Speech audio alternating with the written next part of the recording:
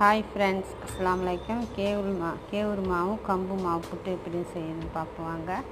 கேவுரு மாவு நல்லா தண்ணி தெளித்து உப்பு தண்ணி தெளித்து நல்லா அந்த மாதிரி சல்லடையில் ரொம்ப தண்ணி ஊற்றி பனையாமல் கொஞ்சமாக ஊற்றினீங்க. இந்த மாதிரி பொல மாவு வந்து சலிச்சா இதேமாரி கம்பு மாவையும் தண்ணி தெளித்து இந்த மாதிரி மிக்ஸி ஜாரில் போட்டு ஒரு பல்ஸ் விட்டிங்கன்னா அதே மாதிரி மாவு பொலண்டு வந்துடும். சலிக்க வேணாம். ஒரு குவளையில் நெய்யை தடவி மாவை வந்து கேவுரு மாவு அடியில் தேங்காய் பூ, கம்பு மாவு, அதுக்கு மேலே தேங்காய் பூ, அதுக்கு மேலே கேவுரு மாவு வச்சு நல்லா மாவை வந்து லூஸாக வைக்கணும்.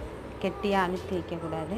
வச்சு கத்தியால் குத்தி விட்டு நீராவியில் 10 நிமிஷம் வேக வச்சிங்கன்னா இட்லி பானையில் நல்லா வெந்து வந்துடும். வெந்த பிறகு தொட்டு பார்த்தா நல்லா திரண்டு வந்த பிறகு எடுத்துன்னா மாவு புட்டு வந்து நல்லா கோவலை புட்டு மாதிரியே நல்லா அழகாக வந்துடும்.